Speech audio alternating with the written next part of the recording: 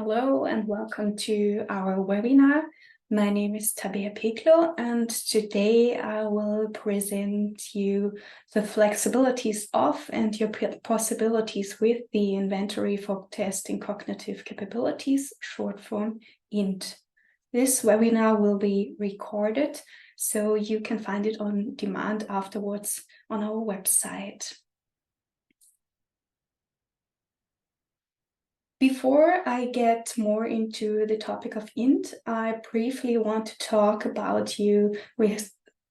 some of the challenges that modern aptitude testing is facing in our days. And the first challenge is internationalization. So in our days, we have many global companies who are recruiting worldwide and or over long distances. That means that on-site testing is often impossible. On the other hand, we have industries where the companies are forced to recruit abroad. One example is the truck industry. There's been a personnel shortage for over many years, and it's necessary to recruit abroad. Another circumstance I want to mention is that due to the pandemics, we are all used to working from home, having meetings and calls online. So online recruiting is something that many of us find really comfortable and easy. So you can face the challenge of internationalization with online tests. Another challenge that modern aptitude testing is facing is that there are occupational fields where we have either too many or too few applicants. For example, in the airline industry, it's often the case that we have many applicants for just one position, and it would cost pretty many resources to test them all and to do an interview with all of them.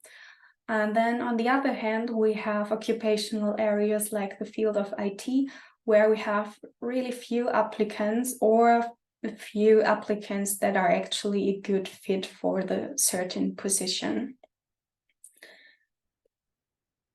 So in both cases, is screening before comprehensive testing and before inviting the applicants to an interview makes much sense. With the screening, you get a first overview and can then decide if the applicant might be a good fit and if you want to do the whole recruitment process with them. Another challenge that modern aptitude testing is facing in our days is the changing user behavior of relevant target groups. So I shortly want to speak about this study. It's a German study, and on the left you can see the blue lines. The blue lines is the percentage of smartphone users according to the certain age groups. And smartphone usage is common in all age groups in our days. And on the right, the people stated that they used their smartphone today or yesterday with a percentage of 94 and their laptop only with a percentage of 74. So the smartphone use is increasing and the laptop use is decreasing over time. And that means that we need tests that are available on the smartphone as well. The last challenge I want to present is that cognitive skills are becoming increasingly important in all professions, which also means that the necessity to test them increases as well. And we have a psychometric challenge.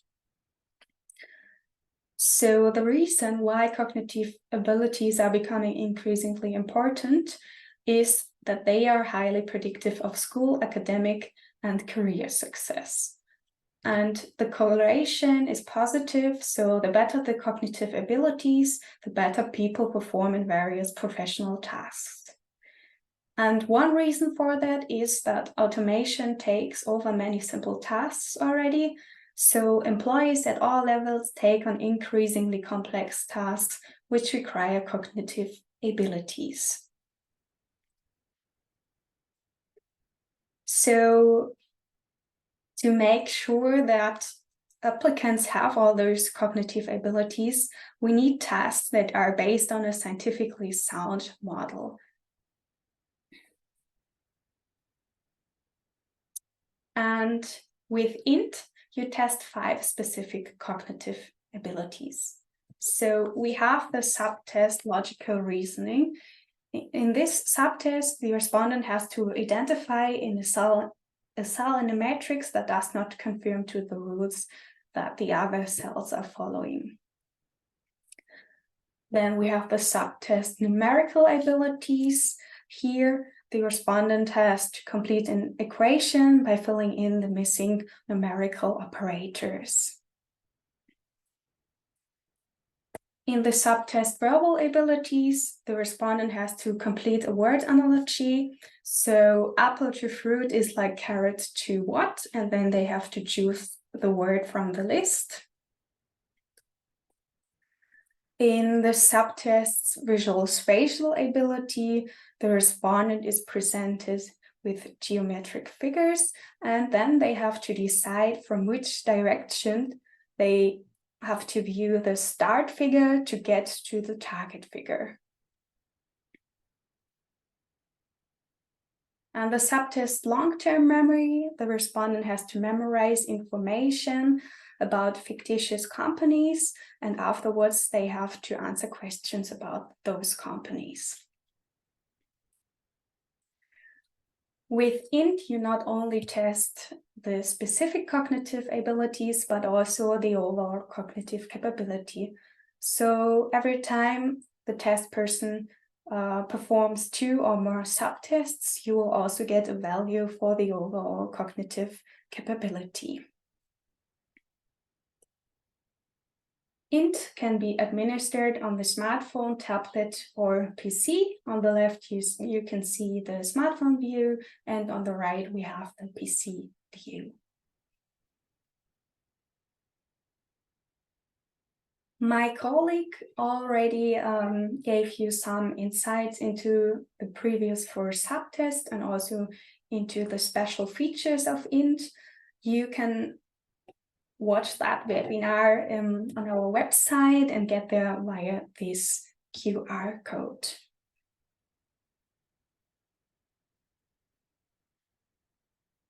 Now I will get more into detail to the long-term memory subtest.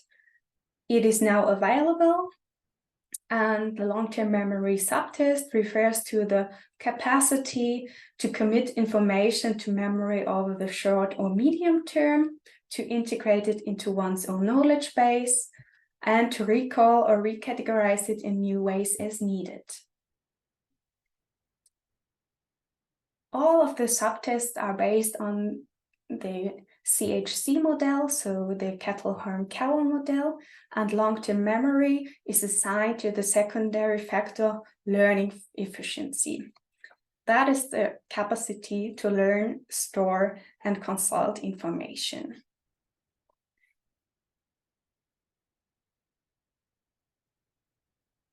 But why is long-term memory so important? Actually, long-term memory is linked to many forms of performance indicators. So long-term memory is a significant factor when predicting learning performance in a school, academic, or professional context. And it is also a significant factor when predicting work performance in a professional context.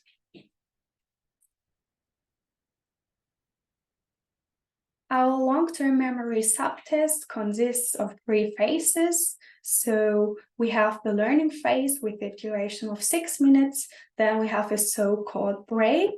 In break, the test persons can perform other subtests.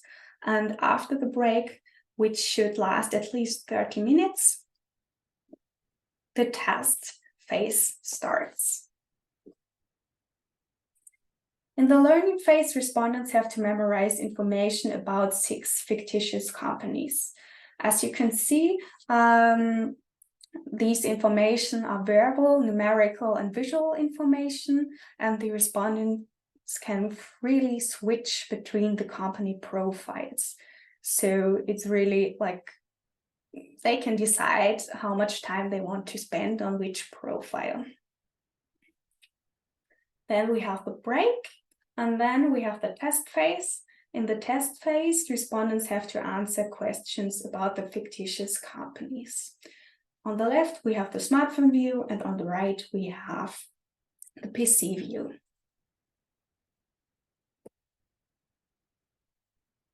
Yeah, and with the new subtest long-term memory, INT is your perfect diagnostic tool, not only for personal selection and career counseling, but also for academic entrance tests and the selection of apprentices. Long-term memory is very important during academic studies and also during vocational trainings, since it's an important base to successfully study. This view might be already familiar to you. You can adapt INT very easily to your target group and also to your test environment. So for university entrance tests, we would choose the presentation type adaptive to get the best out of the candidates, and the difficulty difficult, since they already have a high educational level and also they need high cognitive abilities to success in their studies. For the selection of apprentices, we would choose randomized as the presentation type, and depending on the field, we would choose medium or easy as the difficulty.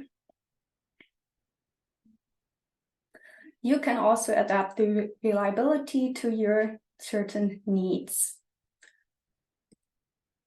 And in those 2 examples, but also in all other cases, the results are clearly output at the end. So we have the result table and also the profile. And if you need more detailed information about the results, we also have adaptive progress charts and verbalized reports that can be handed to the test persons. Yeah, I hope I did catch your interest on INT and especially on the new subtest long-term memory. And you can find more information in our marketplace and get there via this QR code. And also you can talk to your account manager at all time. I thank you for your attention, and I hope to welcome you in our next 10 webinars soon.